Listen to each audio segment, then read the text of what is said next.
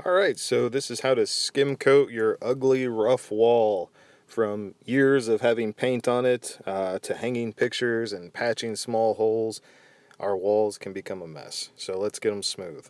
What you'll need is at least a 10-inch knife or a 12-inch knife that I've seen here. You can use the green all-purpose mud like I did, and then I used the blue topping mud for my second coat, or you can just use either or for the whole thing. Definitely have a clear and clean space. Plastic off anything you don't want to have covered with dust because it will get messy. And then as you can see, this wall, it's pretty rough. I mean, this house is almost 100 years old. The drywall is probably from the 70s. So yeah, it's had some wear and tear. So yeah, here's the green mud. I mixed a little bit of water in it because I knew I was going to use the whole thing, and I had about a half a bucket there. So thinned it out a little bit just to make it easier for me to use. And then I just took a 3/4 inch nap, one for like rough surface, and put it on a paint roller and a pole, and then just dipped it in there like I'm gonna paint the wall here, and then just really just throw it on, like you're painting. You know, you don't want to use a dry roller just like with paint, so always keep it pretty wet, pretty saturated. Make your mud pretty thick on it because you're essentially just going to be scraping it off and putting it back in the bucket. What you don't use, the more the better. And then you can just do the whole wall all at once. You should have a good working time with this, unless it's like 90 degrees, and then it might cake up on you. So then just take your knife and then just smooth this out as good as you can. You can go up, down, left, right. Doesn't really matter for this first coat. Just have fun with it. Go crazy. Just get your lines out as best you can, and then don't worry about any other areas or voids. You're going to come in with the second coat and complete those. Just get all the stuff you can. Get as much off as you can. And then if you're keeping your ceiling like I'm doing, don't go all the way to the top. That's going to be a nightmare. Don't bump the ceiling. Don't splash up on the ceiling. Just kind of do what I'm doing here. How you'll get that edge, you'll get that with your knife. So with the mud you're scraping off, you'll go back and you'll throw it in the corner there, just nice and even, and then you'll just pull down. But you can see here with this roller, I got it a little too wet. I was acting like it was a full wall instead of just the top of the window.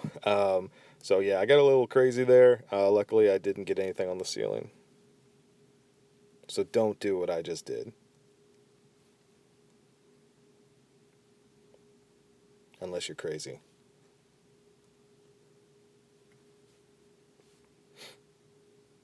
And then for this is I kind of left this wall as a demonstration.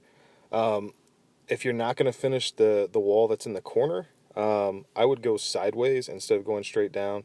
It's just a little bit easier because when you go straight down, you may hit a paint bubble that'll actually make your mud ripple a little bit. And what I was just pointing to was actually a little, see that little line there, that edge that's from years of caked up paint along the trim board that was there.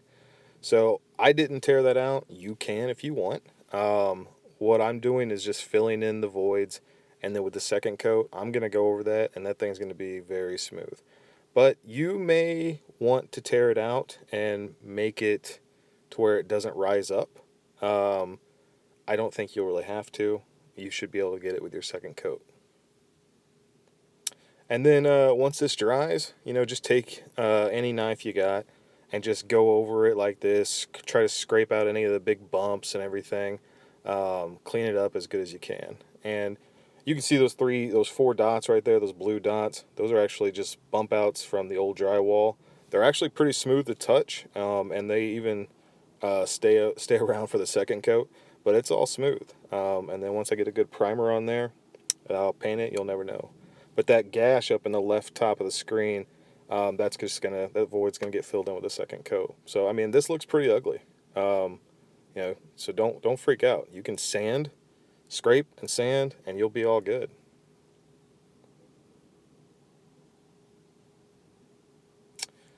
And yeah, this is where you go crazy. Go crazy with this second coat. Just throw it on there.